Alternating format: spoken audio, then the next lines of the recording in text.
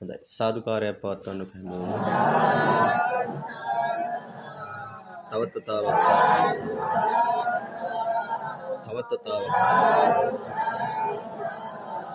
හොඳයි පෙහෙවස් සමාදන් වූ සියලුම පින්වතුන් තිසරණගත පංචශීලයේ සමාදන් සඳහා තුන් වතාවක් දොහොත් මුදුනේ තබාගෙන নমස්කාරය කියන්නේ තිසරණගත පංචශීලයේ සමාදන් සඳහා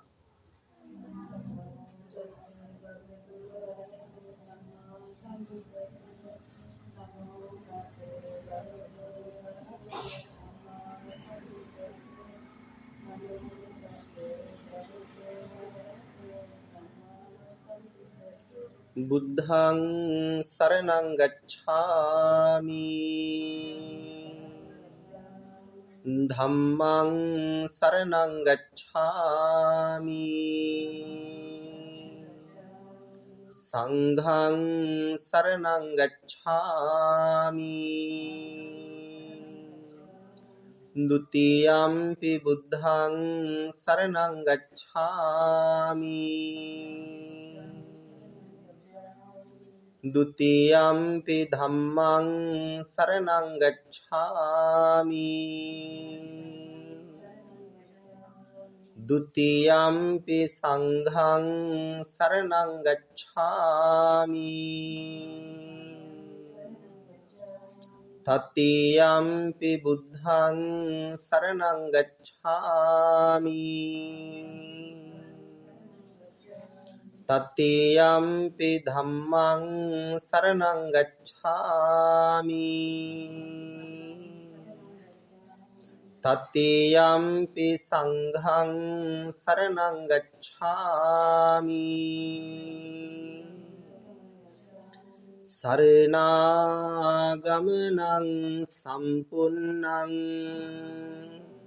පානාති පාතා විරමණී සික්ඛාපදං සමාදියාමි අදින්නාදානා විරමණී සික්ඛාපදං සමාදියාමි කාමේසු මිච්ඡාචාරා විරමණී සික්ඛාපදං සමාදියාමි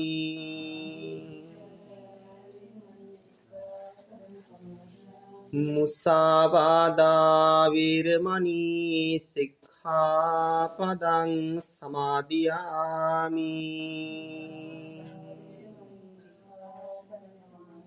සුරාමේරය මජ්ජපමා දට්ඨානා විරමණී සික්ඛාපදං සමාදියාමි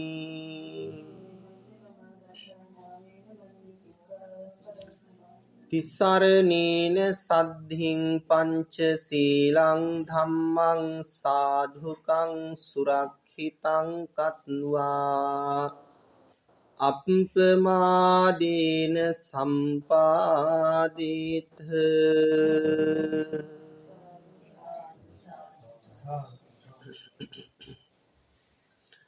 සමන්තා චක්කවාලේසු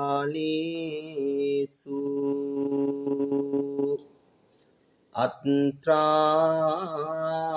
ගච්ඡන්තු දේවතා සද්ධම්මං මුනි රාජස්ස සුනන්තු සග්ග මොක්ඛදං ධම්ම ශ්‍රවණ කාලෝ අයං භදන්තා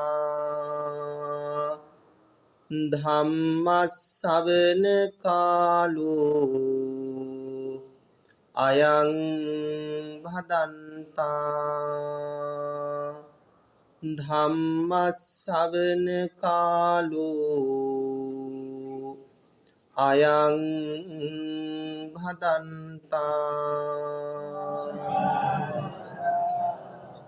නමෝ තස්ස භගවතු අරහතු සබ්බ ධම්මේසු අප්පටිහත ඥානචාරස්ස දස බලදරස්ස චතු වේසාරජ්‍ය විසරදස්ස සබ්බ සත්තුත්තමස්ස ධම්මිස්ස රස්ස ධම්ම රාජස්ස ධම්මස්සාමිස්ස තථාගතස්ස සබ්බඤුනෝ සම්මා සම්බුද්දස්ස.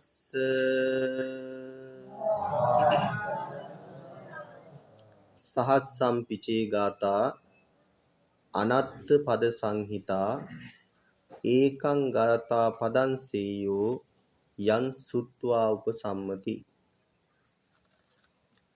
මේ විහාරස්ථානයේ වැඩ හිඳලින් ඒ වගේම හෙට්ටිපොළ ශ්‍රී ජිනරතන බෞද්ධ මධ්‍යස්ථානුබද්ධ පිරිවෙන් අධ්‍යාපන ආයතනයේ අවුරුදු ගණනාවක් ගිහි පැවිදි දරුවන්ට අධ්‍යාපනය ලබා දුන් මාගේ ගුරු දේවෝත්තම කීනපැලැස්සේ උපාලී ඥානිස්සරාභිදාන ගෞරවනීය ලොකු හාමුදුරුවන් වහන්සේ අපවත් වී වදාළ උන්වහන්සේට අපි හැමෝම සාදු සිතින් යුක්තව සාදුකාරයක් දීලා පුණ්‍යානුමෝදන්. ඒ වගේම විහාරස්ථානයේ වැඩ ඉන්න ගෞරවනීය සදා වන්දනීය මහා සංඝරත්නයත් සිහිපත් කරමින් අපි සාදුකාරයක් දීමු. ගෞරවනීය මහා සංඝරත්නයන් අවසරයි.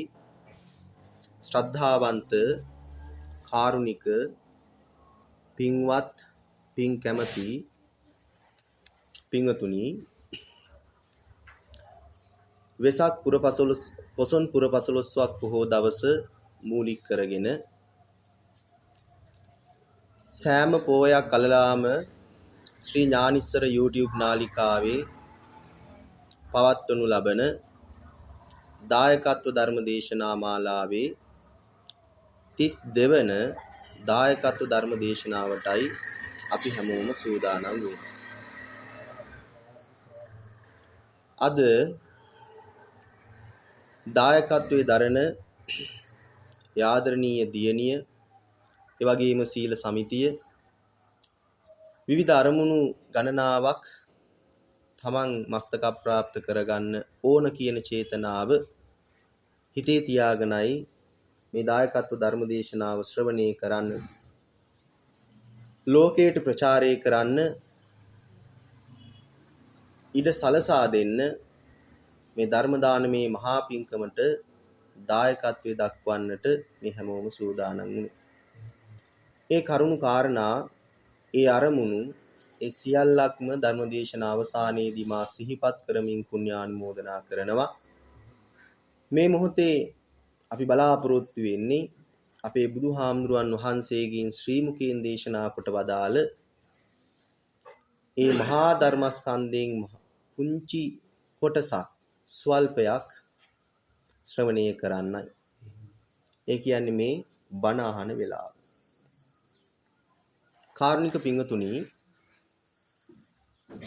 අද පින්වන්ත දවසක්. පින්වන්ත දවසක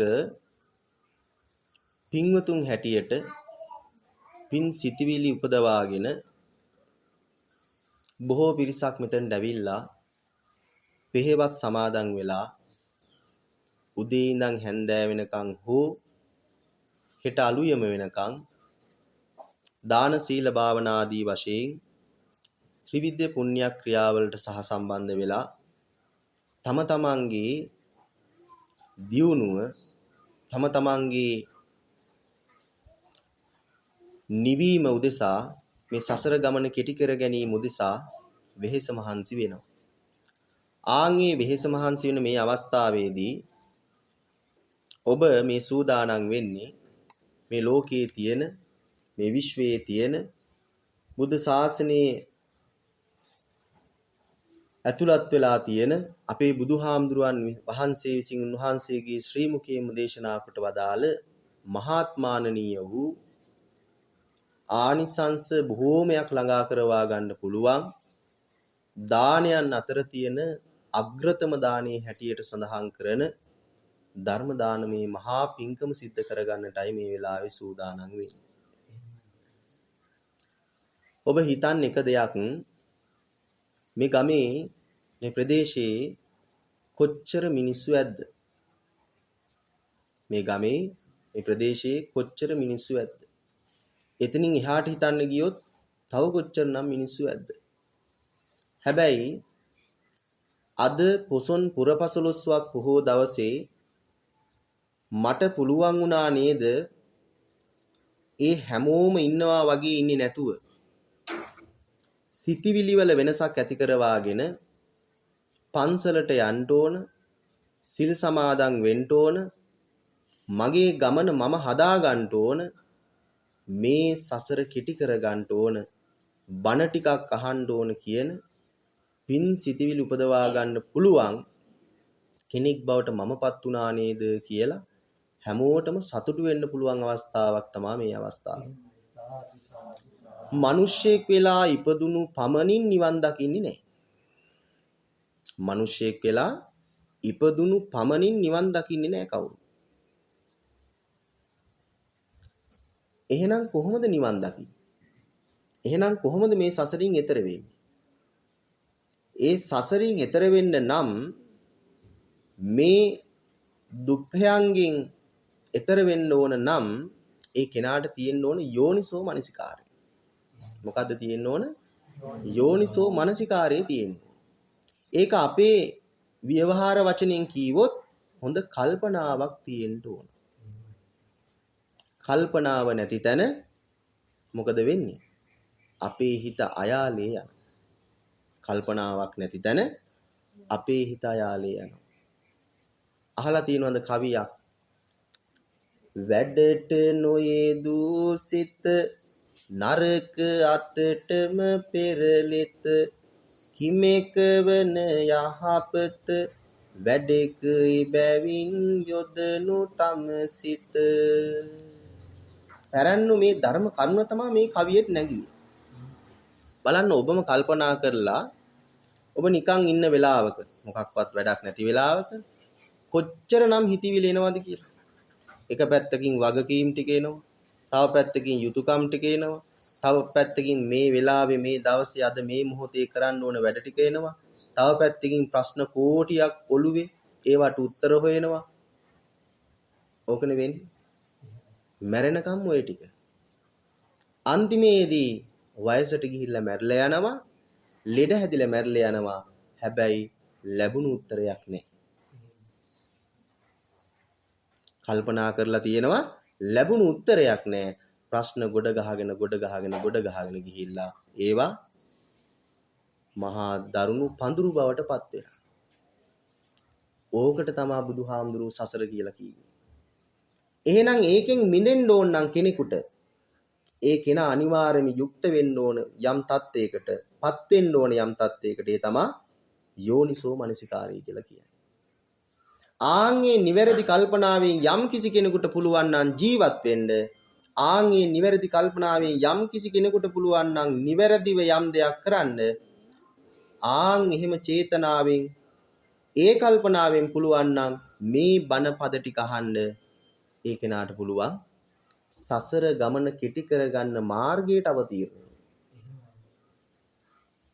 එකවරම ඕනම දෙයක ප්‍රතිඵල ගන්න බෑනේ අපිට. නේද? මේක ටිකින් ටික තමයි අපි යන්න ඕන. අපි මේ පළවෙනි ආත්මෙද අපේ නෑ. අපි කොච්චරනම් තිරිසන් සත්තු වෙලා ඉපදිලා ඇද්ද? නේද?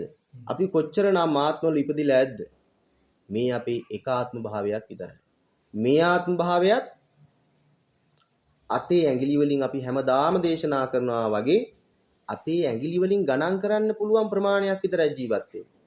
ඔබ හිතන්න බලන්න අපිටත් වඩා ජීවත් වෙන තිරිසංගත සත්වයෝ ඉන්නවා. අවුරුදු 400 500 ජීවත් වෙන සත්තු ඉන්න අපිට අවුරුදු 70ක් 80ක් වගේ කෙටි ආයුෂ කාලයක් තමයි අපිට තියෙන්නේ. ආන් ඒ කාලේ බුදුහාමුදුරුවෝ පැහැදිලි කරා මෙන්න මේ කාලේ තමයි අර යෝනිසෝ මනසිකාරය කියන එක ඇති කරවා ගන්න ඕන. ඒ නිසා යම් කිසි කෙනෙකුට ඕන නම්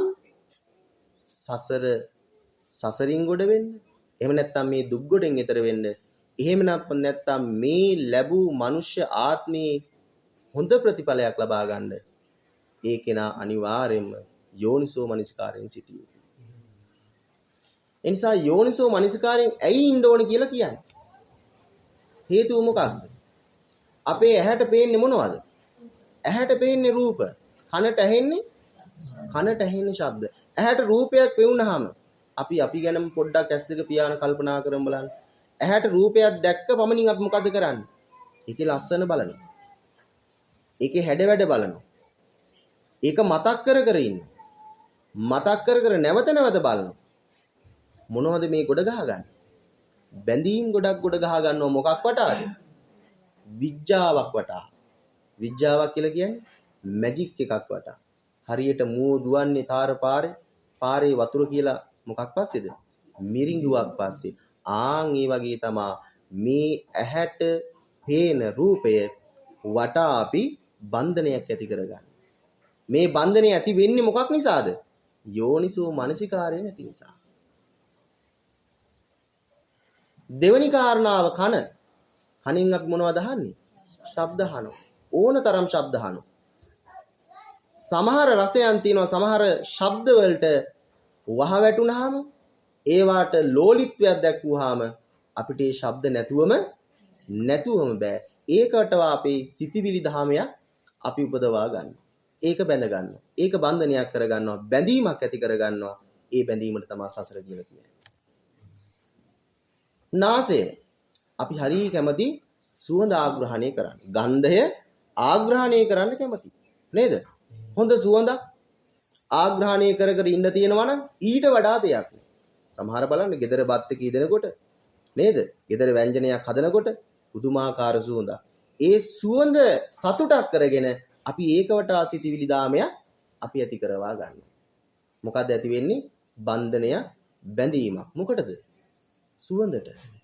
අර්ථයක් තියෙනවද? නැහැ. යෝනිසෝ මනසිකාරේ නැති නිසා, හොඳ කල්පනාවක් නැති නිසා කොහෙදෝ යන විඥාවකට අපි අහු වෙලා අපිම සසර ගොඩ ගහගන්න. ඊළඟට දිව. බාන් රස කොච්චර අපි පිනවන්න කැමතිද කියලා. සමහර වෙලාවට කෑමක් වෙන්න පුළුවන්. දැන් ඔබ කල්පනා කරන්න බලන්න ඔබ ආසම කැමතිම කෑම. ඔය කැමතිම කෑම දැනෙන්නේ මොකටද? දිවටනේ. නේද? කැමතිම කෑමේ රසය දැනෙන්නේ දිවට. ආන් මේ කෑමේ තියෙන රසයට අපි අපේ සිතුවිලි දාමයක් ගොඩනගා ගන්නවා. නේද? ඕක තමයි සසර කියලා කියන්නේ. ඒ සිතුවිලි දාමේ ගොඩනගා ගනිමින් මේ බන්ධනේ ඇති කරවා ගන්නේ මොකක් නිසාද? යෝනිසෝ මනසිකාරය නැති නිසා. අන්තිම එක ශරීරේ කය. පහස විඳින්න අපි හැමෝම කැමති. පුතත්ජන ස්වභාවයෙන්ම තමයි පහස විඳින්නේ. මේ පහස මත ස්පර්ශය මත ඒ ස්පර්ශයම ඕන මට කියලා ස්පර්ශයේ වටා සිටිවිලි දාමයක් ගොඩනගා ගන්න. ඒ නිසා එතනත් බන්ධනයක් ඇති වෙනවා, බැඳීම් ගොඩගෙන. ඔන්න ඕක තමයි සසර කියලා කියන්නේ. එහෙනම් සසරින් මිදෙන්න ඕන ක්‍රමය මොකක්ද? ක්‍රමය තමයි යෝනිසෝ මනසිකාරය. නිවැරදි සිහියෙන්, නිවැරදි කල්පනාවෙන් ඉන්නවා නම් යම් කෙනෙක් ආන් ඒ කෙනාට පුළුවන් මේ සසරේ ස්වභාවයේ තේරුම් ගන්න. ඔබට මතකයි එක හාමුදුරුවන් වහන්සේ නමක් හිටියා බුදුහාමුදුරුවන්ගේ බුද්ධ රූපයට වහවැටෙනවා. බුදුහාමුදුරුවන්ගේ බුද්ධ රූපයට වහවැටෙනවා. වක්කලී හාමුදුරුවෝ අහලා ඇති නේද? තව කාන්තාවක් හිටියා. ඒ කාන්තාව බුදුහාමුදුරුවෝ බැහැ දකින්න ඉන්නේ ඇයි? බුදුහාමුදුරුවෝ රූපේ තියෙන අනිත්‍ය කියනවා. අවලස්සන කියනවා. මේක මේ විදිහට විනාශ වෙලා යනවා කියනවා. ඒ නිසා අපි කැමති අනේ මම ලස්සනයි, ඔබ ලස්සනයි කියන දේවල් අහන්න අපි කැමති. ඒ නිසා මම භාග්‍යතුන් වහන්සේ හම්බෙන්න යන්නේ නැහැ. හේතුව තමයි භාග්‍යතුන් වහන්සේ රූපේ තියෙන අගුණමයි කියන්නේ කියලා කාන්තාවක් කියන. හැබැයි අන්තිමේට දෙන්නට මොකද උනේ? දෙන්නටම නිවැරදි අවබෝධය ආවා. යෝනිසෝ මනසිකාරය ආවා. යෝනිසෝ මනසිකාරයෙන් බුද්ධ රූපයේ දෙස බලන්න වක්කලි මහරහතන් වහන්සේ පුරුදුනා. නිවිලයි නතර වුණේ. අදටත් උන්වහන්සේලා නැහැ. උන්වහන්සේලාගේ චරිත කතා තියෙනවා අපිට හැදෙන්න. ඉතින් ඒ නිසා පින්වතුනි අපි නිතර ඇති කරවා ගන්න ඕන යෝනිසෝ මනසිකාරය. යෝනිසෝ මනසිකාරය ඇති කරවා ගන්න බුදුහාමුදුරන්ට යෝනිසෝ මනසිකාරය ඇති කරවා දෙන්න බෑ අපිට. ඇයි? බුදුහාමුදුරුවෝ කියන්නේ කවුද? බුදුහාමුදුරුවෝ කියන්නේ මඟ පෙන්වන කෙනෙක්. බුදුහාමුදුරුවෝ කියන්නේ මඟ පෙන්වන කෙනෙක්. එහෙනම් ගුරුවරයා කියන කවුද? මඟ පෙන්වන කෙනෙක්. එනිසා බුදුහාමුදුරුවෝ මාර්ගයේ පෙන්වනවා. පෙන්වලා යන්න ඕන හැටි කියලා දෙනවා. යනකොට හම්බෙන බාධක ඒව අයින් කරගන්න ඕන හැටි කියලා දෙනවා. එහෙනම් මයි ළඟ තියෙන්න ඕන මොකද්ද? යෝනිසෝ මනසිකාරයේ තියෙන්න ඕන. නිවැරදි සිහියක්, නිවැරදි කල්පනාවක් මට තියෙනවා නම් අර මාර්ගයේ යන්න මට පුළුවන්. හැබැයි ඉතින් තව ගොඩාක් දේවල් ඕන වෙනවා. අදිෂ්ඨානෙ ඕන වෙනවා. වීරිය ඕන වෙනවා. නේද? ප්‍රඥාව ඕන වෙනවා. මේ ගොඩාක් දේවල් ඕන වෙනවා. මේ ඔක්කොටම කලින් යෝනිසෝ මනසිකාරය තමයි අංක 1. දැන් ඔබ හිතන්න මෙතන බණ අහනවා. මෙතන ඔබ මෙතන බණ අහනවා. දැන් මේ දායකත්වයේ ගන්න පින්වතුන් මෙතනට ඇවිල්ලා පැයක් බණ අහනවා. ඔබ ආවේ මොකටද කියලා මුලින් කල්පනා කරන්න ඕන. මං ආවේ බණ අහන්න. මං ආවේ ධර්ම දේශනාවක් දේශනා කරවාලන්ට. ධර්ම දේශනාවක් ලෝකයට ප්‍රචාරය කරවන්න. එතන මම නතරුනොත් මට නිවැරදි ප්‍රතිඵල ළඟා කරවා ගන්න පුළුවන් වෙයිද? බැ. හරි මම බණට දායකත්වයේ දැක්වුවා. හරි මම බණ අහනවා. මං අහගෙන ඉන්නවා. පුළුවන් ඊ දෙකේ අර්ථයක් ගන්න? බැ. ඒකනේ අපි තාමත් රැවටිලා ඉන්නේ මේ සසරේ. ඒකයි මං කියන්නේ නිවැරදි යෝනිසෝ මනසිකාරයක් නැත්තම් මොන දේ කරත් අර්ථයක් නැහැ. කරන්නම් වාලි කරලා. එහෙනම් කරන්නම් වාලි කරන එකද හරි හොඳ අර්ථයක් තියෙන්නේ. එහෙම නැත්තම් හිතලා යෝනිසෝ මනසිකාරයෙන් මේ දේ කරන එකද හරි හොඳ. යෝනිසෝ මනසිකාරයෙන් කරන එක හොඳයි.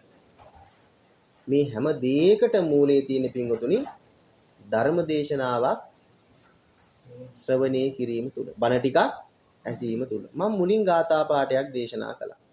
මොකක්ද ගාථා පාඨේ? බෞද්ධයාගේ අත්පොත තියෙනවනේ. අත්පොතේ තියෙන හරි ලස්සන වග්ගයක්. වග්ගයක් කියලා කියන ගාථා එකතුවක්. මොකද්ද මේ වග්ගයේ නම? සහස්ස වග්ගය. බෞද්ධයාගේ අත්පොත ධම්මපදයේ ධම්මපදයේ තියෙනවා වග්ග ගණනාවක්.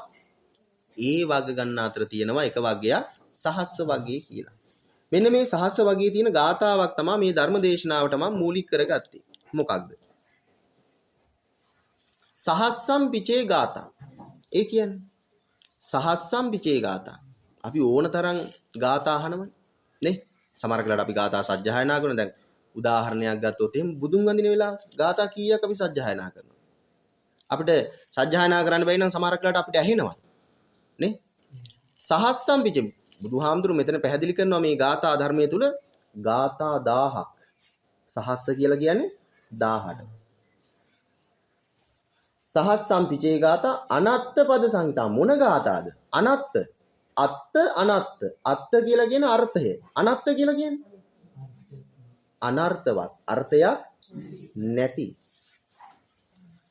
අර්ථයක් නැති ගාථා 1000ක් අහනවාට වඩා ඔන්න හොඳට ඔලුවට ගන්න මේ කාරණා. ඒකං ගාථා පදං සෙය්‍යෝ. ඒ කියන්නේ එක් ගාථාවක්. මොන ගාථාවක්ද? යන් සුත්වා උපසම්මති. උපසම්මති කියලා කියන්නේ හිත නිවෙන එක ගාථා පාඨයක් ඇති නිවන් දකින්න. එක ගාථා පාඨයක් ඇති දියුණුවක් ලබන්න. එක ගාථා පාඨයක් ඇති අධිගමයක් ලබන්න. එක ගාථා පාඨයක් ඇති තියෙන තැනින් වෙනස් වෙන්න. අපි ඉන්න තැනින් වෙනස් වෙන්න. බලන්න. එහෙම කොච්චරනම් ඔබේ හිතට එනවද දැන් බුද්ධ ශාසනය කල්පනා කරෝ. අපි එකක් මතයකට ගමු. අඟුලිමාල මහරහතන් වහන්සේ. නේද? නමින් අහිංසක. කාලයාගේ ඇවෑමෙන් හොඳට ඉගෙන ගත්ත කෙනෙක්. ගුරු ගෙදර හිටපු හොඳම ශිෂ්‍යයා. දිසාපාමොක් ඇදුරු නිතර වර්ණනා කරපු හොඳම ගෝලයා තමයි අහිංසක කියලා කියන්නේ. හැබැයි මොකද උනේ? ගුරත් රැවටුණා කේලමකට. නේද? ගුරත් රැවටුණා කේලමකට. බලන්න කේලමක් කොච්චර ව්‍යසනයක් කරනවද කියලා. කේලමකට කොච්චර ව්‍යසනයක් කරන්න පුළුවන්ද? කෙටවීමක් කරන්න පුළුවන්ද? තව කෙනෙකුගේ ජීවිතයක් හෝ ජීවිත විනාශ කරන්න පුළුවන්. නේද? කෙසේ කොහොම හරි අවසානයේ ගුරු පඳුරු දෙන්න ඕන කියලා මහ කැලයකට ගිහිල්ලා එනේන මිනිස්සයා මරන. නේ මේ හොඳට හිටපු කෙනා. සමාජයේ එහෙම නැද්ද අපේ? මුල් කාලේ මේ හොඳට හිටපු දරුවෝ. නේද? ටික කාලයක් යනකොට වෙනස් වෙන හැටි. ඉතින් ඒකට වැඩි හිටියෝ වශයෙන් අපි කලබල වෙලා බෑ. අපිට ওই කතා තියෙන්නේ ආන්නේ ඒ නිසා තමයි. ඒකට හේතුව හොයාගන්න. මොකද්ද මේ කාරණා මෙහෙම වෙන්න හේතුවක් තියෙන්න ඕන. සමහර වෙලාවට හේතුව මමමයි. කල්පනා කරලා බලන්න ගියාම දරුවෝන්ගේ වෙනස් වීමකට හෝ සමාජ වෙනස් වීමකට හේතුව මමමයි. මම ඇඟිල්ල දික් කළාට සමාජයට. ඔබ ගෙදර ගිහිල්ලා කල්පනා කරලා බලන්න. ගොඩාක් ප්‍රශ්න වලට හේතුව මමම. මගේ ළඟ තමයි උත්තරේ තියෙන්නේ. මට ඒක අනවබෝධය නිසා මට ඒක තේරෙන්නේ නැහැ. ඒ නිසා මම තර්ක විතර්ක ගොඩ නගනවා සමාජයට හෝ අනේකාට. ඉතින් එන කෙනා මරන. කියන්නේ ඇත් පන්තියක් ආවා. ඇත් පන්තියමත් මරලා ඇත් ගොව්වොත් මරලා එක ඇඟිල්ලක් සපා ගන්න. අශ්ව පන්තියක් ආවත් සියලු අශ්වයෝ මරලා අශ්වාරෝහකයෝ මරලා එක් ඇඟිල්ල ගානේ කපා ගන්න. මෙහෙම අන්තිමට මොකද උනේ? අම්මත් මරන්න හිතුණානේ. බලන්නකො පවට නැඹුරු වෙච්ච කෙනාට අම්මා පේනවද? අම්මා පේන්නේ නැහැ. තාත්තා පේනවද? තාත්තා පේන්නේත් නැහැ. ලෝකයක් පේනවද? මෙලවක් තියනවා කියලා දන්නවද? පරලොවක් තියනවා කියලා පේනවද? නැහැ. බුදුහාමුදුරු වැඩි ඉන්නවා කියලා පේනවද? නැහැ. ධර්ම රත්නේ, සංඝ රත්නේ මේ කිසි දෙයක් පේන්නේ නැහැ. ඇයි අර අපි කිව්ව කාරණාව නැති නිසා. පවට නැඹුරු වුණා නම් යෝනිසෝ මනසිකාරයේ පහළට එනවා. යෝනිසෝ මනසිකාරයක් නැති තැන මොකද වෙන්නේ? මනස විකෘති වෙනවා. විකෘති මනසකින් කරන්නේම කතා කළොත් ඒ කතා කරන වචනේ අනර්ථ වචනයක්. දෙයක් හිතුවොත් ඒ හිතන දේ අනර්ථ දෙයක්. මොනවා හරි ක්‍රියාවක් කළොත් ඒ ක්‍රියාව අනර්ථ ක්‍රියාවක්. බලන්න. සිත කය වචනේ කියනා වූ තිදොර අසංවර කරගෙන යම් දෙයක් කරනවා නම් ඒක හේතු වෙන්නේ සුගතිගාමී වෙන්නද දුගතිගාමී වෙන්නද? දුගතිගාමී වෙන්න. අම්මත් මරන්න හිතෙනවා. ආන් එතකොට බුදුහාමුදුරුවෝ දකින්නවා ලෝකේ බලන බුදුහාමුදුරුවෝ මොකක්ද? මොහුට පින තියනවා සසරෙන් එතර වෙන්න. පින තියනවා සසරෙන් එතර. ඒ නිසා මම වඩින්න ඕන. බුදුහාමුදුරුවෝ වඩිනවා. වැඩලා මහා දීර්ඝ ධර්ම දේශනාවක් කරනවද? පැය ගානක? නෑ. පද 2යි 3යි කියන්නේ. අහනවා ශ්‍රමණය නවතින්නේ නැද්ද? ඕකනේ අහන්නේ අඟුලිමාල බුදුහාමුදුරුවන්ගේ. නේද? දුවන්න එපා නතර වෙන්නේ නැද්ද කියලා අහනවා. භාග්‍යතුන් වහන්සේ එක උත්තරයයි දෙන්නේ. මොකක්ද? මම නතර වෙලා ඉන්නේ ඔබ නතර වෙන්න. බලන්න පද 2යි. මම නතර වෙලා ඉන්නේ ඔබ නතර වෙන්න. මේකේ කොච්චර ගැඹුරක් තියෙනවද කියලා අපිට දවස් ගාණක් ඕනනම් සාකච්ඡා කරන්න පුළුවන්. කෙටියෙන් මොකක්ද මේ කියන්නේ? ලෝභය, දේශය, මෝහය, රාගය මේ හැම ක්ලේශයක්ම මම නැති කරලා ඉන්නේ. මම දැන් පින්වන් පෑවත් මට නැවත උප්පත්තිය ආයේ නෑ මට. ඒ නිසා මම මේ සසරෙන් එතර වෙලා ඉන්න කෙනෙක්. ඒකයි බුදුහාමුදුරුවෝ කියන්නේ මම නතර වෙලා ඉන්නවා කියලා. ඔබ නතර වෙන්න කියලා කියනවා. විධානයක් කරන. ඒ ඔබ නතර වෙන්න කියලා කියන්නේ ඔබ ළඟ ඒ සියලු ක්ලේශයන් තියෙනවා. ඒ නිසා ඒව නැති කරන්න ඔබ උත්සාහවන්ත වෙන්න. බලන්නකෝ මෙච්චර සිල් රකින්න බණ අහන අපිට තේරුම් ගන්න බැරි දෙයක් අඟුලිමාල තේරුම් ගත්තා. නේ? දැන් තේරෙනවද අපි කොතනද ඉන්නේ කියලා? මෙච්චර මිනිස්සු මර ඇඟිලි කපා ගනිමින් ඇඟිලි තියා ගනිමින් කඩු අමෝරාගෙන ඉන්න බුදුහාමුදුරු ළඟ ඉන්න අඟුලිමාල පව්කාරයෙක්නේ. ඒ වෙලාවේ නේද? චේතනාව හැම දෙයක්ම පවට බර වෙලා තියෙන්නේ. ඒ වෙලාවේ පද දෙකක් අහලා හරියට ඔලුවට ගත්තා නෙමෙයි. ඒතර මම ඉන්න තැනයි අඟුලිමාල ඉන්න තැනයි තැන් දෙකක් නේද?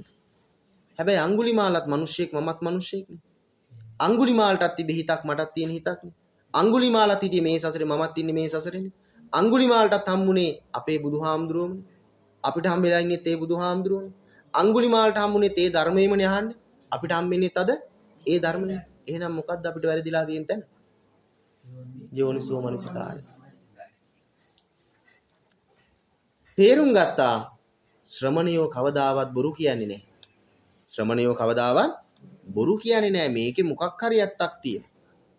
කල්පනා කර කර යනකොට මතක් වුණා මම ගුරු ගෙදර ඉන්නකොට මම පොඩි කාලේ ගෙදර ඉන්නකොට මං අහලා තිනවා මහා මායා දේවියගේ කුමාරයා ගැන. මම ගුරු ගෙදරට ආවම මං අහලා තිනවා මේ ශ්‍රමණයා ගැන. ශ්‍රමණයෝ කවදාවත් බොරු කියන්නේ මේකේ මොකක් හරි අරුතක් තියෙනවා. ඉඳගෙන කල්පනා කරන්න පටන් ගත්තා. අන්නේ ගාථා පද දෙකෙන් අඟුලිමාල වෙනස් වුණා නම් ඒ බණ පදම ඒ බුද්ධ ශාසනයෙම ඇහෙන මටත් පුළුවන් වෙන්න ඕන උත්සාහවන්ත වෙලා වීරියවන්ත වෙලා යෝනිසෝ මනසිකාරී මේ ස්වභාවය අවබෝධ කරගෙන ධර්ම ශ්‍රවණය කරමින් ටිකින් ටික මේ ගමනට අවතීර්ණ වෙලා ඉස්සරහට යන්න. ඒකයි මට තියෙන එකම දේ. මම හිතනවා මට තියෙන එකම දේ දරුවෝ. මම හිතනවා මට තියෙන එකම දේ මම හරි හම්බ කරගත්ත දේවල් කියලා. අපි හැමෝම හිතනවා. හිතන්නේ නැති කෙනෙක් නේ අපි හැමෝම මේ දේ හිතනවා. නේ? මම හිතනවා මම ඉගෙන ගත්ත දේ තමයි ලොකු. මං හිතනවා මගේ තනතුර තමයි ලොකු. මට ඒක දිනනවා නම් ඉස්සරහට තව යන්න පුළුවන්. ඒක දිනනවා නම් මට මුකුත් ඕනේ නැහැ. අපි එහෙම හිතුවට බුදුහාමුදුරුවෝ බණ පදවල සඳහන් කරන්නේ කොහොමද? පුත්තාත්ති දනං අත්ති ඉති බාලෝ විහඤ්ඤති. මෝඩයාගේ සංකල්පනාවක් නේ මොකද්ද? මට දරුවෝ ඉන්නවා. දැන් මෝඩයා කියන අදහස් කරන්නේ කාටද මේ? අවබෝධයක් නැති තැනැත්තා කියන අදහස. මෙතන මෝඩයා කියන කාටද මේ බාලයා කියලා කියන්නේ? අවබෝධය අනවබෝධයෙන් ඉන්න කෙනාට. නැත්තම් අර අපි කියන හිතන ව්‍යවහාර කරන අර්ථ ගන්නවන මෝඩයා නෙවෙයි මේ. බුදුහාමුදුරු කියන්නේ මෙතන බාලයා කියලා කාටද? අනවබෝධයෙන් ඉන්න කෙනාට. මේ යථාර්ථයේ නොදකින්න කෙනාට, දකින්න නැති කෙනාට. ඒ කෙනාටයි මේ බුදුහාමුදුරු බාලයා කියලා කියන්නේ. අන්න බාලයාගේ ලක්ෂණ කීපයක් ඉන්න මොකද්ද? පුත්තාත්ති. මට පුතු ඉන්නවා. මට දූවරු ඉන්නවා. මට දරුවෝ ඉන්නවා. ඉන්නවා කී හිත හිතා ගිහිල්ලා එක්ක ලෙඩක් හැදිලා, එක්ක ජරාවටපත් වෙලා, එක්ක මරණයටපත් වෙලා නැති වෙලා යනවා. හැබැයි හිත හිතා හිටපු එක්කෙනෙක්වත් ළඟට ආවද? යන්න ආවේ නැහැ කවුරු. ධනං අත්ති.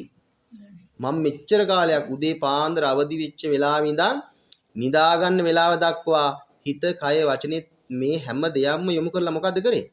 ධනෙ හම්බ කරන්න මොකක් හරි උපාය මාර්ගයක් නේද? උපක්‍රමයක් මොකක් හරි වැඩක්. හැබැයි හම්බ කරගත් ධනය අන්තිමේ දාලා යන්නේ.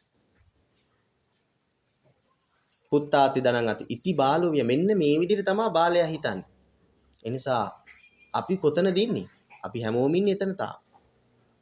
එනිසා මේ බණපද ඇහෙනකොට මට තේරුම් ගන්න ඕන මේ ජීවිතයේ ස්වභාවය යථාර්ථයේ මේ නම් අනේ යෝනිසෝ මනසිකාරයෙන් මමත් උත්සාහවන්ත වෙන්න ඕන මේ ජීවිතේ ලැබුණු පින්වන්ත ජීවිතෙන් අධිගමයකට යන්න, දියුණුවකට යන්න, සංවර්ධනයකට යන්න. එහෙම නැත්නම් ඉන්න තැනින් වෙනස් වෙන්න. ඒකට තමයි බණ අහන්නේ. බණ අහන්නේ මොකටද? තමන් ඉන්න තැනින් වෙනස් වෙන්න තමයි බණ අහන්නේ. ඔබට මතකයි අදින්න පුබ්බක නේද? පුතා කවුද? මට්ට කුණ්ඩලි.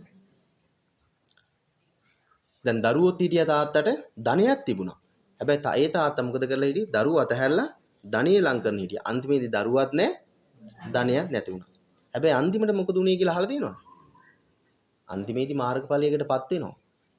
තාත්තා ඇවිල්ලා අහනවා දරුවගෙන් ධනෙ නොතිබ්බ කිසිම සම්බන්ධතාවයක් නොතිබ්බ උඹ කොහොමද සුගතිගාමී වුනේ? තාත්තා අහන්නේ ඇවිල්ලා. එතකොට කියනවා එක සිතිවිල්ලක් හින්දා. මොකක්ද? බුදුහාමුදුරුවෝ දිහා බලලා මේ බුදුහාමුදුරුවෝ කියලා ශ්‍රද්ධාවන්ත සිතින් මං වැන්දා. ආනේ සිතිවිල්ලයි මට බලවත් උනේ. තාත්තත් මේ පැත්තට හැරෙන්න පටන් ගත්තා. අධිගමයක් ලබා ගත්තා. පින්වතුනි මෙන්න මේ විදිහට ගාථා 1000ක් අනර්ථවත් ගාථා 1000ක් අහනවට වඩා එක බණ පදයක් ඇතුලේ පුදුමාකාර ගැඹුරක්, පුදුමාකාර යථාර්ථයක්, මගේ ජීවිතයේ ආලෝකයක් මේ ගාථා පාඨ තුල තියෙනවා. අපි බලන්න කොච්චර දම් දේවල් කියනවද කියලා. සබ්බම් පහය ගමනීය. බලන්න. මහා දීර්ඝ ධර්ම දේශනාවක් ධර්ම කාරණාවක්ද මේ? සබ්බම් පහය ගමනීය. සියලු දේවල් හැරදා යා යුතුයි. නේද? න බජේ පාපකේ මිත්තේ. න බජේ භජනය කරන්න එපා කියලා කියනවා. ඇසුරු කරන්න එපා කියනවා. කවුද? පාපකේ මිත්තේ. පවිතු මිතුරා. මේ කාරණාවක් තුළ කොච්චර ගැඹුරක් තියෙනවාද කියලා අපි යෝනිසුමනසිකාරයෙන් අපි හිතන්න ඕන. පින්වතුනි මේ ගාථා පාඨයේ බුදුහාමුදුරෝ දේශනා කළේ බාහීය තරුණයාට. බාහීය තරුණයා කියනකොට අපේ අම්මලා බණ අහලා තියෙන නිසා තව නම් කෑල්ලක් අපිට මතක් වෙනවා. මොකක්ද? බාහීය දාරුචීරිය මහරහතන් වහන්සේ. අහලා තියෙනව නේද? බුදුහාමුදුරුවන්ගේ කාලේ මුදලාලි කෙනෙක් හිටියා. වෙළඳාම් කරන මුදලාලි කෙනෙක්. ඉතින් මේගොල්ලෝ අපි මේ වාහනවල එහා නගරයට යනවා වගේ නේ ඉස්සර නැව් නැගිලා එහා රටට ගිහිල්ලා තමයි වෙළඳාම් කරන්නේ. මෙහෙම යනකොට මේ නැව ගිනිබත් වෙනවා. එහෙම නැත්නම් යම් අනතුරකට ලක් වෙනවා මොහොත. අනතුරු ලක් වුණාම මේ නැවේ හිටපු ඔක්කොම කිසි කෙනෙක් බේරුන්නේ නැහැ. මේ බාහිය කියන තරුණයා විතරක් එක ලී කෑල්ලක කොහොම හරි ගොඩට ආවා. ගොඩට ඇවිල්ලා දැන් කිසි දෙයක් නැහැ. තමන් ඇඳගෙන හිටිය ඇඳුමවත් නැහැ. දැන් මොකද කරන්නේ? ළඟ තිබ්බ ලී කෑලි ටිකක් අරගෙන කම්බි වැල් ෆොටවල් දෙකක් අරගෙන ඉනේකට ගහගෙන විලි වහගත්තා එකට. ඊට පස්සේ මොකද කරන්නේ? යනවා නගරෙට. නගරෙට යනකොට නගරෙ හිටපු මිනිස්සු මොකද කරන්නේ? මෙයා කවදාවත් නොදකපු කෙනෙක්. මිනිස්සෙක් තමයි. කවදාවත් දැක්කේ නැති කෙනෙක්. හරි අමුතු ඇඳුමක් අඳින්නේ. බොහොම සරලයි. මේ නම් රහතන් වහන්සේ නම. අපිත් ඔය විදිහට අල්ලගන්නේ නැද්ද මිනිස්සු? බලන්න අපි ගැනත් ඉතලා. අපි දැක්ක ගමන් අල්ලගන්නේ නැදා මේ කෙනා මේ වගේ කියලා. අල්ලන්නේ නැද්ද? අල්ලගන්නවා හිතවිලි වලින්. නේද? මේ කෙනා මේ විදිහයි කියලා අපිම තීරණය දෙනවා. ඇතුළෙන්නේ. ඉතින් මොකද කරේ? මේ නම් රහතන් වහන්සේ නම කියලා බුද පූජාහාර කරන්න පටන් ගත්තා. බුදුහාමුදුරුවෝ කියන්නේ යම් කිසි කෙනෙක් ගේ සීලය දැනගන්න ඕන නම් ඒ කෙනා හොඳද නරකද කියලා දැනගන්න ඕන නම් ඒ කෙනාගේ සීලයේ මතම කාලයක් ඇසුරු කරන්න ඕන හොයන්න ඕන කියලා කියනවා. ඒතර තමයි ඒ කෙනා කවුද කින්ද මන්ද කොහොම කෙනෙක්ද කියලා හොයාගන්න පුළුවන් කියන කාරණාව තමයි බුදුහාමුදුරුවෝ මතු කරන්නේ ධර්ම කාරණාවන් තුලින්. දැන් අන්තිමේදී මේ විදිහට පුද සත්කාර ලැබෙනවා. ඊට පස්සේ ගෞරවය ලැබෙනවා. ඉතින් මේ පුද්ගලයා ඉන්නවා. මෙහිම රැයක් ඉන්නකොට එක්තරා දෙවියෙක් ඇවිල්ලා කියනවා බාහිය ඔබ ඔය කරන්නේ වැරදි වැඩක්. ඔබ රහතන් වහන්සේ නමක් නෙවෙයි. ඒ ගමම බාහිය අහනවා මම රහත් නෙවෙයි නම් කෝ රහතන් වහන්සේලා ඉන්නවද? කොහෙද ඉන්නේ? අන්න ගෞතම බුදුහාමුදුරුවෝ වැඩි ඉන්නව අසවල් තැන යන්න එතන. එතකොට ඔබට දැනගන්න පුළුවන්. දැන් මොකද කරන්නේ? යොදුන් ගානක් දුරයි. නමුත් හරි කැමැත්තක් තිබුණා. ඇත්තම රහතන් වහන්සේ කියන්නේ කවුද කියලා දැනගන්න. දැන් යන්නේ බුදුහාමුදුරුවෝ බහැ දකින්න යන්නේ. ඉතින් ඔතන චුට්ටක් නතර වෙලා දැන් කවුරු දෙවියෙක් ඇවිල්ලා කිව්වනේ. දැන් අපිටත් හිතෙන්න පුළුවන් සැකයක් මතුවෙන්න පුළුවන් දෙවියෙක් බාහියට නම් දෙවියෙක් හරි ඇවිල්ලා කිව්වා රහතන් වහන්සේ ඉන්න තැන. දැන් මට කියන්නේ මේකට තියෙනවා සසර බැඳීමක් තියෙනවා. ඔබ අහලා ඇති අපේ බුදුහාමුදුරුවන්ට කලින් බුදුහාමුදුරුවන් කාලේ හිටියා ශාසනය නැති වෙලා යන කාලයක්. අපි කියනවානේ ලෝක විනාශය කියලා. මෙන්න මේ වගේ කාලයක්. ඒ වගේ කාලයක හාමුදුරුවෝ 7 නමක් හිටියා. හාමුදුරුවෝ හත් නමක් හිටියා. මේ හත් නමම දැඩි අදිෂ්ඨානයක් ගත්තා. දැන් පන්සල් කිරුව ඇති. දැන් දායකයෝ රැක්ක ඇති. මේ අවසාන බුද්ධ කාලේ මොනවා හරි මාර්ගඵලයකට මම පත් වෙන්න ඕනේ කියලා අදිෂ්ඨානයක් තියාගත්තා. මේ හත් දෙනා වහන්සේම නැංගා ගලක් උඩට. ගලක් උඩ නැගලා අදිෂ්ඨානයක් ඇටින් තියාගත්තා. මාර්ගඵලයකටපත් වෙන්නේ නැතුව මේ ගලෙන් අපි බිමට බහින්නේ නැහැ කියලා. ඔබට මතක් වෙන්නේ නැති මේ ධර්ම කරුණු. ඊට පස්සේ ඉනිමගක් හෝ මොකක් හරි ආධාරකයක් මත ගල උඩ නැංගා අර ආධාරයකට පයින් කරගෙන. දැන් මොකද කරන්නේ? මහ විශාල පර්වතයක්. දැන් අදිෂ්ඨාන සීලීව හත් නමම බවුන් වඩන්න පටන් ගත්තා. එක රැයක් ඉවර වෙනකොට එතන හිටපු ගුරු හාමුදුරුවෝ රහතන් වහන්සේ නමක් බවට පත් වුණා. ඒ රහතන් වහන්සේ උදේ යනවා පිණ්ඩපාතේ. පිණ්ඩපාතේ ගිහිල්ලා දානේ අරගෙන එනවා මේ ඉතුරු 6 නමට. මොකද කියන්නේ මේ 6 නම? වළඳයිද? නෑ. අදිෂ්ඨානයක් තියන ආවේ බත් කකා වතුර බිබී ඉන්න නෙවෙයි. අපි ආවේ බවුන් වඩලා මාර්ගඵලයකටපත් වෙන්න. මේ සසනින් ගොඩ වෙන්න. ඒ නිසා ඔය දානේ අපිට එපා. රහතන් වහන්සේ වැඩියා. දෙවනි රැය එළඹුණා. ඒ රැය එළඹිලා පහවදා උදේ වෙනකොට තව එක හාමුදුරුවෝ නමක් අනාගාමී තත්වයටපත් වුණා. ඉතුරු 5 නමටම කිසි දෙයක් කරගන්න බැරුණා. දවසින් දවස ගියා. නමුත් උත්සාහය ඇතහැරියේ නැහැ. වීරිය ඇතහැරියේ නැහැ. වීරියයි උත්සාහයයි තියෙනවා. ඒ සිටිවිලි දිනනවා. නමුත් අධිගමයකට මාර්ගඵලයකටපත් වෙන්න බැරි වුණා. බැරි වෙච්ච නිසා කුසගින්න දවස් 7ක් විතර ඉන්න පුළුවන්. එහෙම තමයි හොයාගෙන තියෙන්නේ. බුදුහාමේ සඳහන් වෙන්නේ. 7 වෙනි දවස් 8 වෙනි දවස් එනකොට ක්ලාන්ත ගතිය එනවා. මැරලා ගිහිල්ලා එක එක තැන්වල තමයි උපදින්නේ. හැබැයි මේ 7 දෙනාගෙන් 6 දෙනෙක් 5 දෙනෙක් අපේ ගෞතම බුද්ධ ශාසනයේ බුදුහාමුදුරු වැඩි ඉන්න කාලේ එකම පවුලේ නෙවෙයි තැන් වල උපදිනවා. පුක්කුසාති රජතුමා අහලා ඇති කුමාරකස්ස මහරහතන් වහන්සේ මේ වගේ 5 දෙනෙක්. ආන් ඒ අතර ඉන්නේ කෙනෙක් තමයි කවුද මේ බාහිය කියන තරුණයා. එහෙනම් කවුද අර දෙවියෙක් ඇවිල්ලා කතා කරා කියලා කිව්වේ? කවුරු වෙන්නේ නැද්ද? අනාගාමී වුණා නේද කෙනෙක්?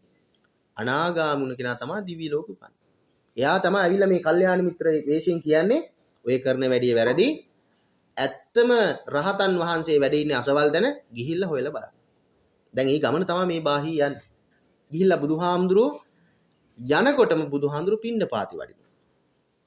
අනේ භාග්‍යතුන් වහන්සේ, අනේ හාමුදුරුවන් වහන්සේ, අනේ රහතන් වහන්සේ මට බණ පදයක් දේශනා කරන්න. බණ ටිකක් කියන්න.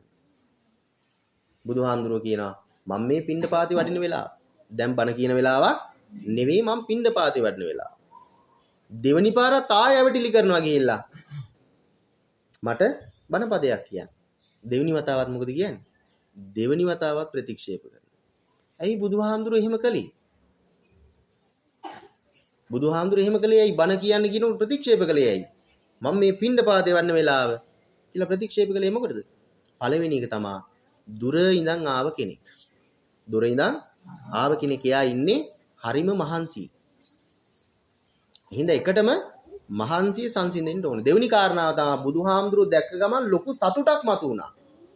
ගොඩාක් සතුටින් ඉන්න වෙලාවට ගන්න තීරණ හරියයි කියලා හිතනවද අපි? නෑ. කලබලයි. ඒ නිසා මධ්‍යස්තව මේ සතුට දැන් දෙපාරක් ප්‍රතික්ෂේප කරුවම පොඩ්ඩක් කලකිරීමක් දුකක් ඇති වෙනවනේ. ඒතකොට සාමාන්‍ය මධ්‍යස්තව ඉන්නවා. දැන් බුදුහාමුදුරුවෝ වැඩ ඉන්නවා. දැක්කා තමයි අර මුලින් තිබ්බ සිතිවිල්ල නෙමෙයි දැන් තියෙන්නේ. තුන්වෙනියට බුදුහාමුදුරුවන්ගෙන් අහනකොට බුදුහාමුදුරුවෝ ධර්මයේ දේශනා කරනවා. ආන් ඒ වෙලාවෙත් කියන්නේ ගාථා පද 4ක්. මොකක්ද ගාථා පද 4? ඇහුණ දේ ඇහුණා පමණි එතනින් අයින් කරන්න. ඇහුණා නම් යම් දෙයක් එතනින් ඒක ඇහුණා පමණි එතනින් අයින් කරන්න ඕනේ. ඒක හිත ඒක වටා සිතවිලි දාමයක් ඇති කරගත්තාම මොකද වෙන්නේ? ප්‍රශ්න මතුවෙනවා. නේ? ඒක නෙවෙයි ප්‍රශ්න මතුවෙනවා. ප්‍රශ්න මතුවෙනවා කියලා කියන්නේ බැඳීම් වැඩි වෙනවා. සසරට මම එකතු වෙනවා. මගේ සසර දික් වෙනවා. ඇහුවනන්දයක් ඇසූ පමණින් ඒක අතහැරලා දාන්න. දැක්කනන්දයක් දැක්කා එතනින් අතහැරලා දාන්න. ඒකට ආයේ බැඳෙන්න, ගැටෙන්න, ඒ ගැන හිත ඉන්න. ඒ ගැන බැඳීම් ඇති කරගන්න එපා කිව්වා. යම් දෙයක් දැනුණා නම් දැනුණ දේ ඒ දැනීම තුලින් අයින් කරන්න. නැවත ඒක වටා සිතිවිලි ඇති කරවා ගන්න, බැඳීම් ඇති කරවා ගන්න, බන්ධන ඇති කරවා ගන්න එපා කියලා කිව්වා. යම් දෙයක් හැඟුණා නම් ඒ හැඟිච්ච දේ හැඟුණ පමණින් ඉතින් ඉවත් කළා දාන්න. ඔන්න ඔය ગાථා හතරේ ඔය අර්ථය තමයි තියෙන්නේ. එහෙම නැත්නම් ඔය ગાථාව තුළ ඔය අර්ථ හතර තමයි තියෙන්නේ. අද අපිට කොච්චර වැදගත් පාට ටිකක්ද. අපිට කොලේ ගිලිලා අතේ තියාගත්තත් හොඳයි. ඇයි? අද අපි හැමෝම දෙයක් ඇහුවනම් ඇසූ පමණින් ඒක විශ්වාස කරනවා. නැද්ද? බොහෝ දෙනෙක් අපි එහෙමයි. අපේ ගොඩාක් ජීවිතවල අපි කල්පනා කරලා බැලුවොත් අපි ගොඩක් තැන්වල ප්‍රශ්න දාගන්නේ ওই දේ නිසා. නේ? දෙයක් දකින්නේ නැතුව සමහර කලකට දැක්ක එක ගැන හිත මේක මේ විදිහමයි කියකි හිත ප්‍රශ්න ගොඩනගා ගන්න. අන්තිමේදී මට මාවත් ප්‍රශ්නයක් කියලා මාව සමාජයටත් ප්‍රශ්නයක් කියලා. එනිසා බුදුහාමුදුරුවෝ ඔය කාරණා හතර කියනවා රහතන් වහන්සේ නමක් බවට පත් වෙනවා ගිහිව ඉඳගෙන. බලන්න කොච්චර පිනක් තියෙන්නේ නැද්ද කියලා. ගිහියෙක් තාම බාහිය කුමාර මේ තරුණයා. හැබැයි රහතන් වහන්සේ නමක් බවට පත් වුණා. ඔන්න නතරලා හිතන්න ඕන ධර්ම කාරණාවක් කියනවා පින්වතුනි ඔබට. ඊට පස්සේ ඉල්ලනවා මට ප්‍රවෘජාව දෙන්න භාග්‍යතුන් වහන්සේ. මට බුද්ධ ශාසනය පැවිදි වෙන්න ඕන. බැලුවා භාග්‍යතුන් වහන්සේ ප්‍රවෘජාව දෙන්න පුළුවන් දෙහි භික්ෂු උපසම්පදාව දෙන්න පුළුවන්ද කියලා බෑ. හේතුව මොකක්ද දන්නවද? හේතුව තමයි මීට පෙර ආත්මේ හෝ ආත්මවල Tamanට ලැබුණ දේවල් දීලා නැහැ. මීට පෙර ආත්මේ කවුද මෙයා? හාමුදුරු කෙනෙක්. ඊට පෙර හාමුදුරුව කෙනෙක්. Tamanට හම්බෙන සිවුරු පිරකර Taman විතරක් පරිහරණය කළා තව කාටවත් දීලා නැහැ. ඒ නිසා මහානේ මෙහි එව ඒකනේ එහි භික්ෂු උපසම්පදාව කියලා කියන්නේ. එහෙම එන්න කියන්න බෑ. හේතුව ඒ පින ඒ අෂ්ට පරිස්කාර ඒ සෙසු පිරිකර පූජා කරලා නැහැ. තව කෙනෙකුට දීලා නැහැ. ඒ නිසා මොකද කියන්නේ භාග්‍යතුන් වහන්සේ? සිවුරු පිරිකර හොයානෙන්න එතකොට මම මහාන කරන්නේ. ඔබ දන් දුන්නාම හාමුදුරුවෝ බුක්තානුමෝදනා ධර්ම දේශනාව කරනකොට කියනව නේද? අට පිරිකරක් එකවර පූජා කරන්න බැයි නම් අට වතාවකට හරි පූජා කරන්න කියලා. ඇයි?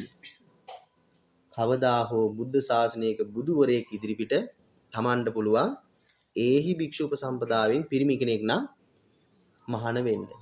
කාන්තාවක් නම් මොකද්ද ලබා ගන්න පුළුවන්? විශාකා මහෝපාසිකාවට ලැබුණා පළඳනාවක්. අපි හැමතිස්සෙම කතා කරන්නේ ওই පළඳනාව ගැන නේද? අටුවාව කියවන්න ඕන. අටුවාව කියනකොට තේරෙනවා ඔය පළඳනාව දරන්න පුළුවන් කායික ශක්තියක් විශාකාවට ලැබුණේ අටපිරිකර පූජා කරපු නිසා. ඒතර කොහොම කායික ශක්තියක් තියෙන්නේ නැද්ද ඇයට? නේද? ඉතින් ඒ නිසා මෙන්න මේ කරුණු කාරණා හොඳට මතක තියාගෙන අපි දන් පැන් පූජා කරනකොට මේ දේවල් සිහිපත් කරගෙන දන් පැන් පූජා කරන්න ඕන. ඉතින් කොහොම හරි දැන් බාහිය තරුණයා සිවුරු පිරිකර හොයාන යනවා. කොහෙද හොයාන යන්නේ? කඩවල් තිබුණාද? පිරිකර කඩ තිබුණාද? නෑ. එහෙනම් කොහෙද හොයාන යන්නේ? එක්ක කුණු ගොඩකට එහෙම නැත්නම් සොහනට යන්නේ. ඇයි සොහනෙන්නේ ගන්නෙ? මලමිනි ඔතලා තියෙන රෙදි ටික තමා ගන්නෙ. ඒවත් හොඳ රෙදිද? නෑ. මෙහෙම හොයාන යනකොට එක්තරා එළදෙනක් ඇවිල්ලා මේ කෙනාට අනිනවා. එතනම මරණයටපත් වෙනවා. බුදුහාඳුරු පිණ්ඩපාතේ වැඩලා ආපසු එනකොට දකින්න මේ බාහී කුමාරයා. එහෙම නැත්නම් තරුණයා. මහා සංඝරත්නය අහනවා. මහා සංඝරත්නය අහන්න කලින් භාග්‍යතුන් වහන්සේ කියනවා මොහුව අරගෙන යන්න. මොහුව අරගෙන ගිහිල්ලා ආදාහනය කරන්න. ඒකල චෛත්‍යයක් හදන්න ඉතින්. දැන් මේ ඔක්කොම බලන්න හිටපු හාමුදුරුවෝ අවසානයේ ප්‍රශ්නයක් ඔළුවේ තියාගෙන තමයි ඉන්නේ. ඔක්කොම වැඩ කරලා අවසානයේ ඇවිල්ලා අහනවා අර බාහිය කොහෙද උප්පත්තිය ලැබුවේ? භාග්‍යතුන් වහන්සේ අන්න බුදුහාමුදුරුවෝ පැහැදිලි කරනවා බාහිය ආයේ නැවත උප්පත්තියක් බාහියට ආයේ නැහැ. මාර්ගඵලයක් ලබාගෙනයි හිටියේ කියලා කියනවා. ඉතින් බලන්න ජීවිතවල ස්වභාවය. ඒ වගේම බණ අහන්න තිබ්බ ලැබියාව කැමැත්ත. ඇසූ ධර්මයේ ටග්ගල ඔලුවට ගත්ත හැකි. නේද? තාෂණයකින් පොඩි වෙලාවකින් ඔලුවට ගත්තා. ඒකට මොකද්ද තිබ්බේ? යෝනිසෝ මනසිකාරය. ලොකු කැමැත්තක් තිබුණා. බණ ටිකක් අහන්න ලොකු කැමැත්තක් තිබුණා. අද කොච්චරනම් බණපද ඇහෙනවා. අපි නතරලා හිතුවොත් නේද? රේඩියෝගෙත් බණ ඇහෙනවා. නේද? පන්සලට ඇවිල්ලා හාමුදුරුවන්ගේ බණ ඇහුවේ ඒත් බණ අහන්න පුළුවන්. තව මොකක් හරි පින්කමක් තිබ්බොත් ඒත් බණ අහන්න පුළුවන්. ඒ නිසා මගේ ළඟ තාමත් අඩුපාඩුවට තියෙන්නේ මොකක්ද? යෝනිසෝ මනසිකාරයේ පුරුදු පුහුණු කිරීමේ අඩුපාඩුවක්. අන්න ඒක හිමින් මම බණ අහහ මේ යෝනිසෝ මනසිකාරයේ වැඩි දියුණු කරගන්න මම උත්සාහවන්ත වෙන්න ඕන. ආන් එහෙම උත්සාහවන්ත කෙනාට තමයි මේ සසර දිනන්න පුළුවන් වෙන්නේ. කොහොම උත්සාහ කරන කෙනාටද? බණ අහමින් අසූ ධර්මයට අනුව ජීවිතය ගලපා ගන්න පුළුවන් නම් ආන් ඒ කෙනාට තමයි මේ සසර ගමන කෙටි කරවා ගන්න පුළුවන්.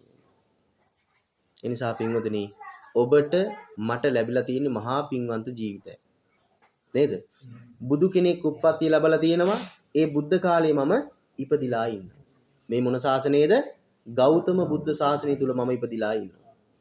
දෙවෙනි කාරණාව ඒ බුද්ධ ශාසනය තුල සියලු ආත්මවල පරදලා සියලු සත්ව කොට්ටාස පරදලා මනුෂ්‍ය කියන සත්ව කොට්ටාස මං ඉපදිලා ඉන්නේ. ඇයි විශේෂයක?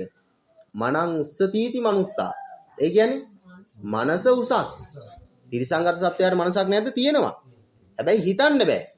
හිතන්න පුළුවන් එකම සත්වයා කවුද? මනුසතා. ඒ මම අනේ මට ඒකත් ලැබිලා තියෙනවා. තුන්වෙනි කාරණාව බණ අහන රටක එහෙම නැත්නම් ධර්මය ප්‍රචාර වෙන තියෙන රටක මම ඉපදිලා ඉන්නේ. නැත්නම් බලන්න අප්‍රිකානු රටවල් ගත්තාම බණක් ඇහෙනවද? නෑනේ කවදාවත් ඇහෙන්නේ. හැබැයි මම ඒ වගේ ස්වභාවයක, ඒ වගේ සමාජයක, ඒ වගේ යුගයක, ඒ වගේ රටක මං ඉපදිලා ඉන්නේ. අන්තිම කාරණා අන්තිම එක මොකක්ද? නිර්මල ශ්‍රී සද්ධර්මය නිතරම අහන්න ලැබෙනවා. නිර්මල ශ්‍රී සද්ධර්මය නිතරම අහන්න ලැබෙනවා. මේ කොටස් හතරම මම තියාගෙන මම මොනවාද මේ කරන්නේ කියලා මට හිතන්න පුළුවන් වෙන්න ඕන. ආන් එහෙම වුණොත් එහෙම මට පැහැදිලි වෙනවා මේ ස්වභාවය, මේ ජීවිතයේ ස්වභාවය.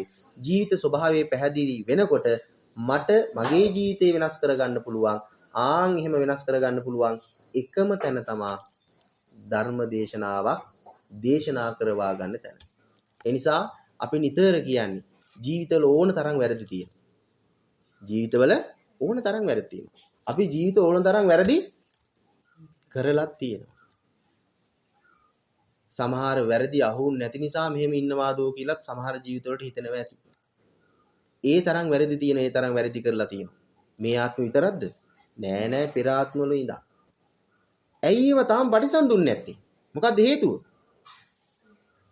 අපේ තාම පින බලවත්. අපේ තාම පින බලවත්. ඒ කියන්නේ මන් දාපු බැංකු පොතේ තාම සල්ලි තියෙනවා. ඒ නිසා මම බය නෑ. ඇයි ඒ කුට්ටිය එහෙම් පිටින්ම තියෙනවා තාම. හැබැයි මොන හරි දෙයක් වෙන්න මොකද වෙන්නේ? මම ඒකෙන් ටික ගන්නවා. එහෙනම් මගේ පිනත් මොකද වෙන්නේ? මම මොහොතක් ගානේ ගත කරන ක්ෂණයක් පාසේ ජීවිතයත් මොකද වෙන්නේ? ටික විය කියලා යනවා. ජීවිතයත් එක්කම පිනත් ටිකින් ටික විනාශ වෙලා යනවා. එහෙනම් බැංකු පොතේ හෝ ඒ කුට්ටියෙන් සල්ලි ටික ඉවර වෙනකොට අපි සල්ලි ආයෙ දාන්න ඕනේ එතන තියෙන්න. එහෙනම් මගේ පිනත් මන් ටිකින් ටික විනාශ වෙනකොට මම මොකද කරගන්න ඕනේ? පින නැවත පින් සිද්ධ කරගෙන පින් රැස් කර ගන්න ඕනේ. ආන් එහෙම ජීවිතයක් තමයි තියෙන්නේ. එහෙම කෙනාට තේරෙනවා අනේ මම මිනිස්සෙක් වෙලා ඉපදුනේ ඇයි? මිනිස්සෙක් වෙලා ඉපදිලා මම මොනවද කරන්න ඕන කියලා ඒ කෙනාට තේරෙනවා.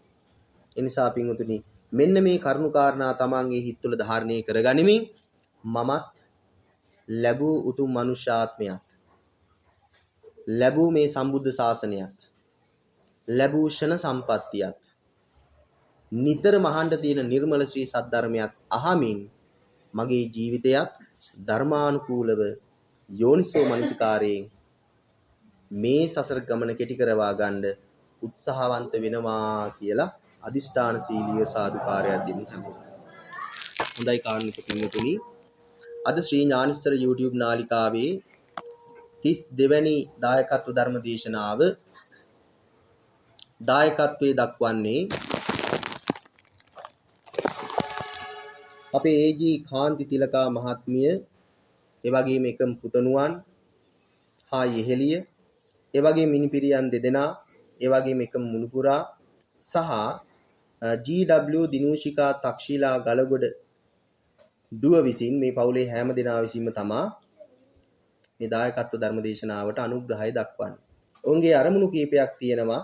ඒ අරමුණු අතර මේ විහාරස්ථානයේ වැඩ හිඳමින් අපි මුලින් සිහිපත් කළ, නිතර සිහිපත් කරන අපවත් වී වදාළ ගෞරවනීය ලොකු හාමුදුරන් වහන්සේට පුණ්‍යානුමෝදනා කිරීමට පළවෙනි අරමුණ හැටියට බලාපොරොත්තු වෙනවා. නිසා උන්වහන්සේට මේ පින් හේතු වාසනාවන්ත වේවා, උතුම් වූ නිවනින්ම සැනසීම ලබා ගනිත්වා කියලා සාදුකාරයක් දීලා ප්‍රාර්ථනා කරමු.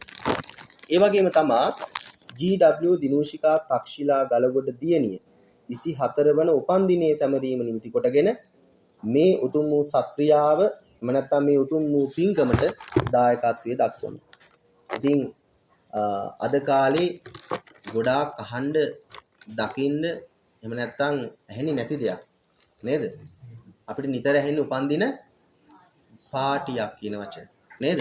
ඉතින් එහාට පොඩි වෙනසක් ඇති කරවාගෙන ඉතින් මේ දරුවෝ ලොකු වෙනසක් ඇති කරවාගෙන අම්මා සාකච්ඡා කරලා ඒ වගේම සහෝදර සහෝදරියන් සමග සාකච්ඡා කරලා මගේ උපන්දිනේට මම බණක් කියවන්න ඕන. ඒ බණ ලෝකෙටම ප්‍රචාරය කරන්න ඕන කියන පරම පිවිතුරු පින්වන්ත සිටිවිල්ලක් උපදවාගෙන තමා මේ දායකත්ව ධර්මදේශනාවට දායකත්වය දක්වන්නේ. ඉතින් අපි මේ දියණියට 24 වන ජන්මදිනයේ සමරන ඒ දිනූෂිකා තක්ෂිලා දියණියගේ ජීවිතය දැහැමින් ධර්මානුකූලව ඉදිරියට ගත කරන්නට ශක්තිය ධෛර්යය ලැබේවා කියලා අපි හැමෝම සාදුකාරයක් දීලා ආශිර්වාද කරනවා. ඒ වගේම තමා අභාව ප්‍රාප්ත වූ දැනට අවුරුදු 9කට ඉහතදී අභාව ප්‍රාප්ත වූ GW ගලගොඩ මහත්මයා එතුමාවත් සිහිපත් කරලා ඒ වෙනුවෙන් පවුලේ සියලු දෙනාම මේ පින්කමට දායකත්වයේ දක්වන එතුමාටත් උතුම් වූ නිවනින් සැනසීම ලබා ගන්නට මේ ධර්ම දානමේ මහා පින්කම හේතු වාසනාවන්ත වේවා කියලා සාදුකාරයක් දීලා ප්‍රාර්ථනා කරමු. ඒ වගේම තමා අපේ තවත් දායකත්වයක් තියෙනවා. ඒ තමයි අපේ MG ජිනදාස මහත්මයා සහ ඒ බේබි උපාසිකා මහතා විසින් අරමුණු කරගෙන ඉන්නවා ජිනදාස මහත්මයා හා බේබි මහත්මියගේ දෙදෙනාගේම දීමාපියන්ට පින් අනුමෝදන් කිරීම. දෙපාර්ශ්වයේම මිය ගියා වූ දීමාපියන්ට පුණ්‍යානුමෝදනා කිරීමට බලාපොරොත්තු වෙනවා. ඒ ආදරණීය පින්වන්ත අම්මාගේ තාත්තාගේ මිය පරලොව ගියා වූ දීමාපියන්ට මේ ධර්ම දානමේ මහා පින්කමේ පුණ්‍ය ශක්තිය මහෝපකාරී වේවා, නිවනින් සැනසීම ලබා ගනිත්වා කියලා සාදුකාරයක් දීලා ප්‍රාර්ථනා කරනවා. ඒ වගේම තමයි අපවත් වී වදාළ ලොකු හාමුදුරන් වහන්සේට පින් අනුමෝදන් කිරීමත් ඒ පාර්ශවයෙන්ුත් බලාපොරොත්තු වෙන අරමුණක් වශයෙන් උන්වහන්සේටත් මේ පින් ලැබේවා, සසර කෙලවර කරගෙන උතුම් වූ නිවනින් සැනසීම ලබා ගන්නට මේ පින් මහෝපකාරී වේවා කියලා සාදුකාරයක් දීලා ප්‍රාර්ථනා කරනවා. ඒ වගේම තවත් අරමුණක් තියෙනවා. අපි හැමෝම අපි අතරම අපේ පින්කමට නැතුම් බැරි කෙනෙක් බවට පත් වෙලා ඉන්නේ අපේ සීල සභාවේ ගරු භාණ්ඩාගාරිකතුමා, අපේ ආර්.ජී. ජයරත්න මහත්මයා, අපේ ශ්‍රී ජිනරතන දහම් පාසලේ ගරු ප්‍රධානාචාර්යතුමා. ඉතින් එතුමාට අසනීප තත්වයෙන් පසු වෙනවා කියන ආරංචියක් අපිට ලැබිලා තියෙනවා. ඒ නිසා නිදුක් නිරෝගී චිරජීවනයේ ප්‍රාර්ථනා කිරීමත් ඒ පවුලේ සියලු දෙනාටමත් නිදුක් නිරෝගී චිරජීවනයේ දීර්ඝාෂ ප්‍රාර්ථනා කරලා තවත් අරමුණක්ව මේ සීල සමිතිය විසින් සහ සීල සමිතියට ආශිර්වාද මිස මේ දායකත්ව ධර්ම දේශනාවේ අරමුණක්ව පවතිනවා. ඉතින් මේ මහත්මයාටත් නිදුක් නිරෝගී චිරජීවනයේ ලැබේවා කියලා සාදුකාරයක් දීලා ප්‍රාර්ථනා කරනවා. අවසාන වශයෙන් කල්පනා කරගම් පින්තුනි, අපි කවුරු කොහොම මොන විදිහේ හිටියත්, මොන තැන හිටියත්, පැවිදි වෙලා හිටියත්, ගිහිව හිටියත් අපි හැමෝම මරණයටපත් වෙනවා. එනිසා මේ ගහකොළ වලට සතා සිව්පාවට පවා මේ සබහාදහමේ නීතිය දැනෙනවා. මේ ධර්මදේශනාවන් වල ධර්මයේ ආශ්චර්යයේ මේ සබහාදහමට දැනෙනවා. සමහර වෙලාවට මේ සබහාදහමේ යන වෙන සිද්ධීන් අපිට දෙන්නේ పూర్ව දැනුවත් කිරීමක්. සබහාදහමත් එක්ක ඉන්න ඉස්සර මිනිසුන්ට ඒක තේරුණා. සබහාදහමෙන් ඈත් වෙන්න තමයි මිනිසු පරිහානියටපත් වෙන්නේ. එනිසා බුදුහාමුදුර එක තැනක කියනවානේ මේ ධර්මයේ කියලා කියන්නේ 아무තු දෙයක් නෙවෙයි. සබහාදහමේ කියන ස්වභාවය. සබහා දහමේ තියෙන ස්වභාවය. සබහා දහමේ නීතිය තමයි ධර්මයේ කියලා කියන්නේ. ඒකනේ හැම තිස්සෙම ගහක කොළයක් මලක් අරගෙන පෙන්නවි මේක පර වෙලා යනවා වගේම මගේ ජීවිතේ මේක හා සම්බන්ධ කරලා මලක් පර වෙනවා වගේ මගේ ජීවිතය මේ විදිහටම නැති වෙලා යනවා කියලා ජරාවටපත් වෙනවා කියලා. ඒ නිසා සබහා දහමත් එක්ක ළඟින් ඇසුරු කරන්න. මේ සබහා දහමේ නීතිය තමයි ධර්මයේ කියලා කියන්නේ. ඒ නිසා සබහා දහමට ආදරය කරන තරමට අපි ධර්මානුකූල අපිට ජීවිතයක් ගොඩනගා ගන්න පුළුවන් වෙනවා. ඒ නිසා හැමෝම මැරෙන මිනිස්සු හැටියට මම ඉපදුනේ ඇයි ඉපදිලා මොනවද කරන්න ඕන කියන කාරණාව නිතර සිහිපත් කරමින් ධර්මදේශනා පුළුවන් විදිහට පුළුවන් වෙලාවට හැමෝම ශ්‍රවණය කරමින් දායකත්වයේ දක්වමින් අනුග්‍රහය දක්වමින් ඒ කටයුතු වල සහ සම්බන්ධ වෙමින් උතුම් වූ නිවනින් සැනසීම ලබා ගන්නට මේ මහා පින්කම් මාලාව ඇතුළු ප්‍රධාන පින්කම වන ධර්ම දානමේ මහා පින්කම මට ඔබට අපිට අපි හැමෝටම හේතු වාසනාවන්ත වේවා කියලා සාදුකාරයක් දීලා ප්‍රාර්ථනා කරමු.